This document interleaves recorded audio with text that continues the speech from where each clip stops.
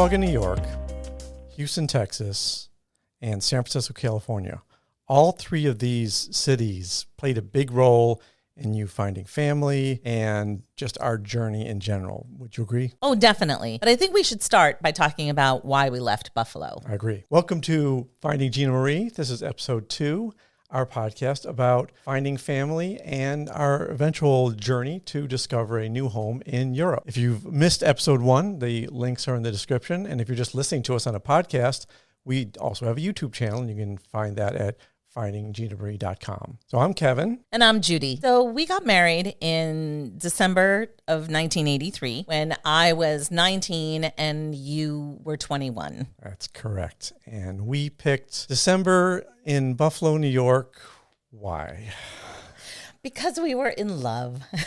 And also because we didn't realize what it was going to take to get married in December. We definitely were not thinking, oh, we wanted snow and we wanted this picturesque time of year, or that all the colors and everything else. Burgundy's my favorite color. So, but that had nothing to do with... You weren't going for winter colors? I wasn't going for winter colors necessarily. It was more that at the time we thought that we were going to be moving out of state, right, and we were getting married at what we thought was a good break time to actually leave.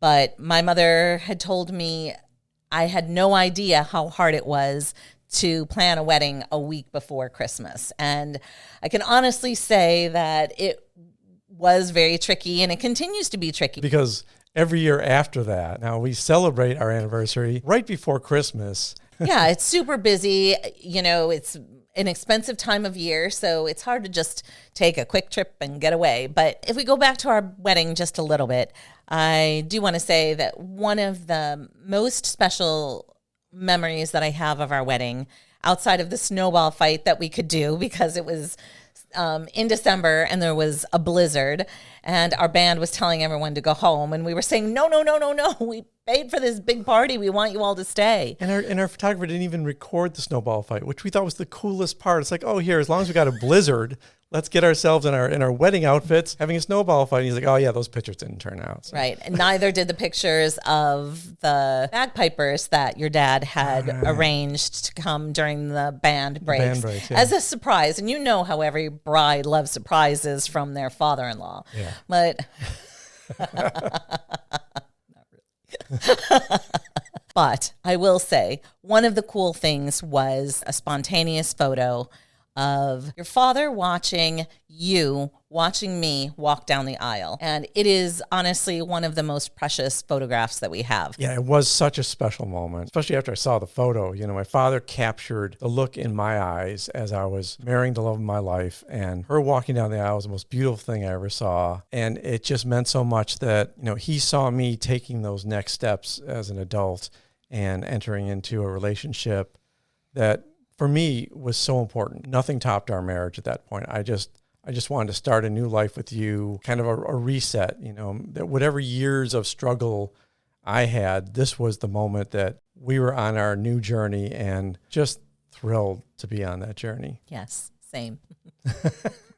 Good. I think the last episode you said something like we had a good relationship, like in past tense. No, I didn't mean it that way at all. This flashback, but still, you know, as I was editing, I'm going, don't we still have a good relationship? Just reassure me here. Yes, we do. It's one of the most precious parts of being with you is the relationship we have, which survived 43 years. So despite the fact that there was a blizzard, the wedding went pretty good. I mean, you didn't expect the bagpipers. My dad was thrilled. He was so proud of himself because he threatened to put those bagpipers in the wedding ceremony. Oh yeah, he wanted them when I was walking down the aisle. And I'm Italian. My parents are German and Polish. Bagpipes really didn't fit in. If we were going to have anything, it was a harp and a soloist singing Ave Maria. A far cry from bagpipes. However, I will say that as I've gotten older and more mature, I absolutely love bagpipes, and they hold an extremely special place in my heart. And honestly, wherever we are, when I hear bagpipes play, I have to pause, take a moment, take pictures, and just really embrace the beauty of bagpipers. So honestly, for being a 19-year-old who was very naive in the world, I didn't fully appreciate at the time how special it was, but I am really, really glad now that we had that as part of our wedding. I just wish that I wasn't so upset about it at the time. Well, weddings are stressful. You get a big break for all that. And that moment was so important for me because everything I did in my life was really to make my dad proud. There was just so much history between us and our relationship. My brother died when I was 5 years old, so I was the youngest kid in the family. And there was several years. You were the youngest, but there was, 14 years between you and him? Right, 2 years between both my sisters and him, and then 14 years later, I was born. Surprise, my mother said. But being that kid, having lost a brother at that young age, I just wanted to do everything I could to impress my father. And I felt like I picked a great woman to enter this next stage of life and that he would be so proud of that. I don't think you were replacing your brother, but you were kind of filling in for the loss and the sadness that your whole family had to endure. Sure. And I think as a result of that, you two were buddies, and he worked long hours, but he also said, there's no place that I'm going that my son can't go as well. Yeah. And so you just loved spending time with him. Oh, yeah. Like you said, he worked long hours, so any time I could get, he's going to hang out at the bar with buddies, I went along, and right. I didn't care. I just wanted to spend time with him. Yeah, and that's why the call in January, still very much newlyweds, was just so crushing. It was probably about a month after we were married, maybe a little bit longer than that. No, less, because it was mid-January, and we were married at late December. December 17th. Okay. She remembers our first engagement in June, but she can't remember our actual wedding. End of the month, sorry. No. All right, fine. So, whatever it was. I mean, I can't remember the exact day that it happened, but I just know that, it was late one night and we were in our little duplex apartment in Cheektowaga, and the phone rang, and our bedrooms were upstairs, nicely nestled right by a window that let snow blow in because it wasn't that great a place. And so the phone rang, went downstairs. I think it was almost 1 a.m. to midnight or 1 a.m., something like that. And it was my mother, and she said, we're at the hospital. Your father was having chest pains, and it took us half the night to convince him to go to the hospital, but he's here now, and they're running tests, and they said that he's been having mild heart attacks for days or maybe weeks. And my father was tough. He trained us all. You just push through any pain. You don't deal with that kind of stuff. So, well, he had a lot of suffering in his life. He worked hard. His father had died young, and he was the man of the family. And I feel like he was just used to making sacrifices and having to be strong for other people. It's just that, that stubbornness. Yeah, he's just pretty stubborn. Really stubborn. Only surpassed by her. That's it. That's an argument for another episode. I'm not arguing. Good job. So anyway, we got this call, and the next day we went up to the hospital.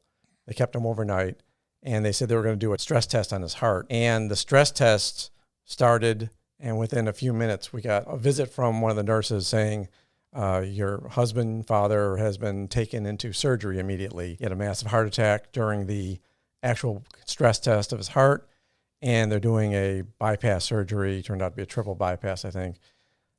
And so we were in the hospital for that whole day, just kind of waiting out the progress of this.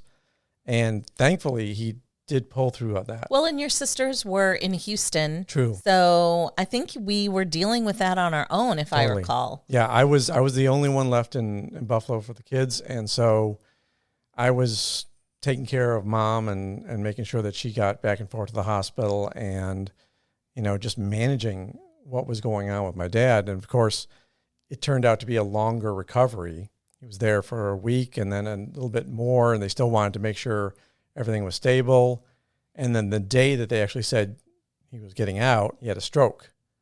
So then he actually switched hospitals and had to go in for more time until they took care of the stroke. And luckily, he was in the hospital when he had the stroke. Right. Because then they could take care of it right away. But it was an awful, stressful series of weeks for newlyweds who all they could think about was, let's see what we can do with our new life here.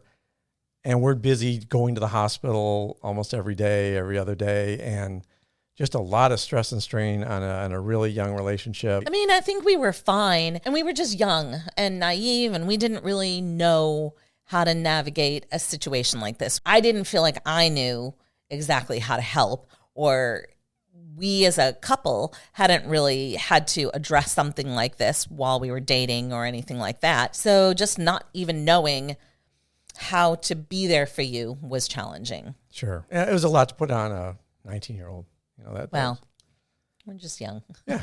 So he did recover from the stroke. He was released from the hospital, and he got to go home, and did we even have them over to our apartment yet? That was until after he got out. Well, I think your family in general just had a habit sometimes of just dropping by. Right. And so it was Valentine's Day, and he came over with chocolates and to have a beer and just hang out and say hello. And in fact, we have a photo in our apartment now from that day, and it's very special. Yeah. Actually, I'm thinking now that your sister must have been in town, maybe as a result of the stroke or whatever. All right. Family must have been there because one of your nephews are in there. Yes. I think it was your sister who took the picture. So while he was home, it was kind of a rough period for him. He still wasn't in great health. And this was tough for me because he was a strong man.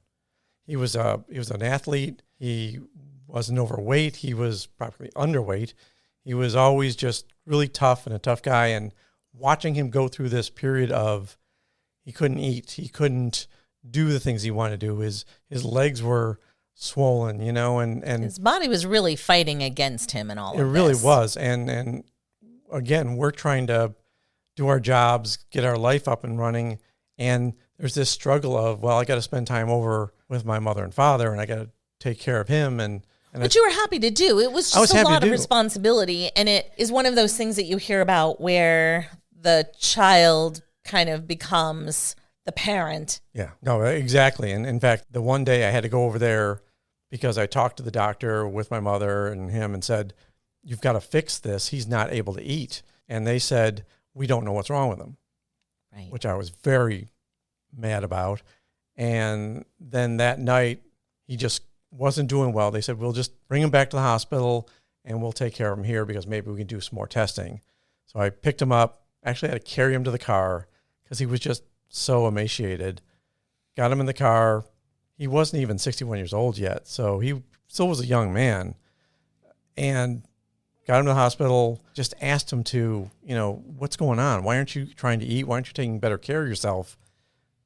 You're a fighter. Why are you doing this? Why are you giving up? I was pretty stern with him about that. But I think you were doing it out of love. Totally. And hoping that perhaps by expressing yourself in this way, which was very unnatural for you, that it would snap him out of it. And if he didn't want to do it for himself, he would maybe do it for you. And that was the goal in my head.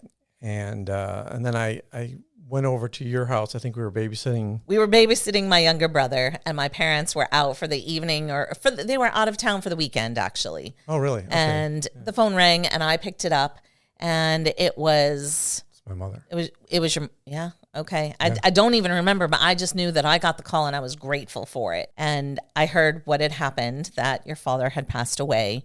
And I think we both were in complete shock. And I don't even know if you remember what was happening after hearing that news. No, I was in shock. I remember, I think we went to the hospital. I don't know. There was this point of we couldn't go right away because we were actually watching your brother. It wasn't just instantaneous. And a lot of that is a blur. I don't remember, but I really think that if you needed to go to the hospital, you would have gone and I would have just stayed alone. Totally. I just don't remember. It's one of those moments in life where you can't just fathom how to figure out how to handle this. And of course, your memory is going to fail at that point.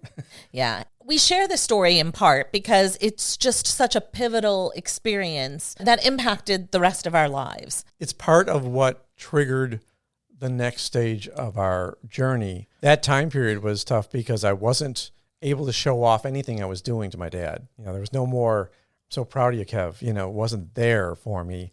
And that took a little bit of my glory out of anything I was doing. I was still trying to do stuff. I was still trying to run my own company. I was working for a computer store. You had a job with a law firm in Buffalo. We were doing what we could to build a life there. Yeah, and losing your father, I think, was just a really, really hard thing. In fact, this goes back to the difference between me, where I spoke about my feelings and shared everything that went through my head, and you, who really kept everything all bottled up inside. Yeah. I really didn't even fully appreciate the trauma that it was for you to have lost your father. I mean, of course, I knew that you were devastated, but life seemed to be going along. I didn't realize how much it impacted you because you just kept it all inside. Yeah, I buried it pretty deep. So you were struggling on a daily basis. I probably wasn't struggling on a daily basis, but every time that something went wrong, I was feeling, why are we here? Why are we in Buffalo? We're not getting paid great. We're driving around in our car with rolled pennies underneath the seat, just in case we need to buy some emergency gas, because we were broke. We were so broke. broke. And we lived in a duplex, a side by side, and our landlady lived on the other side. And it was like this constant, why are we having to fight with our landlady? Because she didn't want us in the driveway, because she wanted access to it. There was no place to park. There was a lot of little issues. Right. And I also think that sometimes when you have a trauma like that, you are looking for a change in your circumstances to kind of get away from. I wanted to reboot. I wanted to restart. And the more time we spent in Buffalo, the more I wanted to reboot this. Our apartment was small, but I feel like we made it very cozy. Mm-hmm. However, the basement was something else, and it was very awkward. And I think we would have had to buy a washer and dryer, which just didn't seem practical for us to do. So I know that you were bowling on Thursday nights, and I would take our laundry and go to my mother's house. Right. And it actually was like a really nice thing, because at the time, you and your father and his friends and your mutual friends would just kind of hang out and have guys' night. And I would hang out with my mother, and we would just catch up and talk about whatever. And it was just really nice. And I know that my mother and I had a shift in our relationship after we got engaged. I feel like that was a pivot point where suddenly I was a young woman and not her daughter. She made a joke at one point that if Kevin didn't really like how I was raised, it was his fault, because he dated me for so long that he really was more responsible for raising me than my parents were. Yeah, before we got married, we were dating almost 5 years. Right. So she's right. We were dating for a long time. Which were very critical years of my life, right? Needless to say, it was nice for my mother and I to have a relationship that was tied to being friends. No, not laundry. Okay. Just being friends and just being able to talk about things and just really having deep conversations that were meaningful. And it was just very special. I enjoyed it as well. We're both married adult women.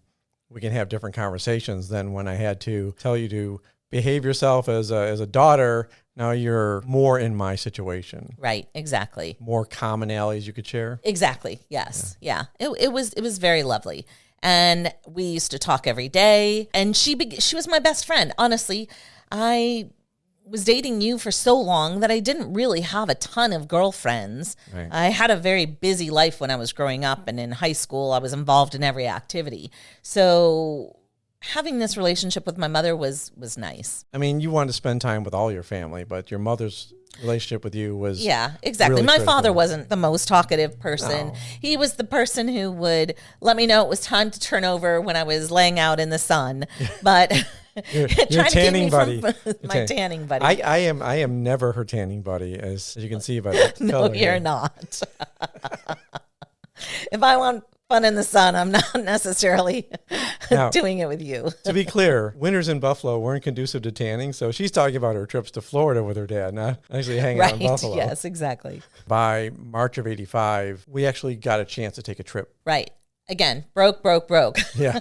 Our in-laws had worked for the airlines, and there was a recent change. They added the in-law pass. Right, yes. So it was a perk that they got probably in lieu of a raise, unfortunately, but it allowed us to travel standby. And Kevin was able to show me Houston and his love of that part of the country. My love of that part of the country had a lot to do with the fact that we had 2 blizzards in a row in Buffalo in the last 2 winters. I mean, they were pretty big blizzards. Yeah, in fact, my vehicle used to, when you'd back out of the driveway, it would fin up on top of the Pontiac Le Mans with the fishtail back end. Yeah. Yes, we lived on a very busy street, and You back out of the driveway in the snowbank. we'd have really high snowbanks, and my vehicle would just You would ride up on it and just slide down in the snow. yes, and then you Stuck. couldn't get out. And that happened a few times. You know, it's fine. It's what it was. Yeah. But it got old very quickly to have to deal with that. There was enough little things all the time. I remember specifically one incident where you had to get your wisdom teeth removed. Oh, yeah. And it meant I was driving, Of course, we had a big snow right before that. a huge snow. And so we couldn't get into the driveway, and you were still, drugged out from the dentist. So I had to shovel snow so that we could get into the driveway. And it was a lot of snow. We're talking probably 3 feet of snow. Yeah. And it was not pretty. And I thought, what the heck are we doing here? I don't recall whether that happened either before our trip to Houston or after it, but I remember thinking, I am over blizzards. And yeah, it might have happened either way, because you can never tell when it snows in Buffalo. It could be May, could be That is January. true. It's really hard to know. But yeah, that was horrible. I mean, the fact that I was loopy and you're out there shoveling, and I felt really guilty, but I also felt like if I go out there and grab a shovel, it wasn't even a thing. I'm in trouble. I'm going to be down and out in the snowbank. So the idea of living in blustery Buffalo and getting a midwinter break Yeah. to sunny Houston was not at all hard to take. Yeah, especially when the tickets weren't costing us anything. Right, yes. So we did go down there, and we spent a week, maybe? Was it 3 days, 5 days? I don't know. It wasn't long, but Yeah. whatever it was lovely. Maybe in my brain, I'm thinking, well, maybe this will convince you that this is the place to go. We got back, and I think there was still weather problems, wasn't there, after we got back? I wouldn't be surprised. I honestly don't remember, but I could completely believe that there were. Because it seems like at some point, you got just really frustrated. Literally, it was some afternoon, and I can't remember why. Combination of things. Yes. And I had said to him, for a nickel, I'd move. And he literally pulled a nickel. You literally pulled a nickel out of your pocket. Yes. And called my sister, and I said, send up the want ads, and don't tell Mom that her last kid is moving out of Buffalo, because she'll freak. But Judy needs to job hunt, and we're thinking of moving. Now it's just, we got to figure out jobs first before we move. I had a really good job in Buffalo. I worked for a labor relations law firm, and it was a great job, but salaries overall in Buffalo were very low. And when we actually got the want ads, and bear in mind, this was a long time ago where you couldn't go online. There was no internet. 1985, yes. To see what the salaries were was astounding. I kind of knew some people who were in the same field, and after 25 years, they were probably making just a tiny bit more than what I could start out making in Houston in a prestigious law firm. I think that was the nail in the coffin right there. When we saw that difference, and you said, but what are you going to do down there? I said, well, I work at a computer store here. I write software, so I'll go down there and do the same thing. Your job is going to be critical because you're the reliable, steady income person. Right. I'm the flaky, who knows what I'm going to do next person. So it was really critical that immediately, if you got a job down there that paid this much, it would have taken you 20 years in Buffalo to raise that kind of salary. I just felt like, why not? Right. Well, and off and on through the time that we were dating, my parents had alluded to the fact that there would potentially be a time where they would like to live in Florida. And I don't know if it must have come up again recently in the midst of all of that. And maybe it was just in one of those conversations with my mother on a Thursday evening that she kind of talked about the fact that they might be interested in doing something like that. I know at one point my father was talking about opening up a oil service. Oh, right. Yeah. In Florida. Like a Jiffy Lube type thing. Like a Jiffy Lube. I remember just thinking it was maybe the perfect storm of circumstances where we were fed up with Buffalo winters and salaries were potentially going to be much better. Right. And your family potentially was moving in the next few years. Yes. So I just put it out there. If I had a nickel, I'd move. Yeah. And it was fate. Well, yeah, and because the want ads took time to get mailed to us, not like we just emailed them. This was postal service. You know, this process wasn't quick to just get that going. I'm going to argue there. We went to Houston in probably March, early April, and we ended up making the decision. I do remember printing out hundreds of resumes and replying to jobs. Sure. In fact, I remember using a Martindale Hubble, which is basically like a phone directory of attorneys. And I was just applying to every place under the sun. When was the last time you used a Martindale Hubble? You just pulled that out, huh? She's amazing me every episode with these facts that she's pulling out of the past. Well, it was what you used, and I think you can there's still an online version, but all right. I remember. I'm just impressed. Just take it as impressed. It's fine. Sure. So the want ads, we got those in March, probably. No, maybe we got them mid-April, and so we made the decision and ended up moving. We were living in Houston by July 5th. Mid-July. No, July 5th was, I remember starting my job the day after the 4th of July holiday. Wow. One of the things that, if you don't know this about us yet, is that I don't think we're rash, but I think that when we get a wild hair and it seems like the right thing to do, we don't want to spend a whole lot of time thinking about it. We're action driven. And I feel like this was the first of a few moves that just felt right to do, and so we moved accordingly. I think that's a good stopping point for now. We definitely have a lot to talk about in our move to Houston and a number of things that we had to do to make that happen. Yeah, so if you're catching this episode on YouTube, consider giving us a thumbs up and consider subscribing as well. This way you won't miss any part of our journey. And if you have any questions or comments, please throw those down in the comments section. We'll have information in our description, and you can also find all our information on findingginamarie.com. Links are in the show notes. Links are always in the show notes. And Kevin likes to repeat me. I like to repeat her. Until next time. Until next time. Oh, definitely. But I think we should start by talking about Buffalo and why we left. Shall you do that again? Yeah, go for it. Don't stomp on my line. I won't stomp. I'm sorry.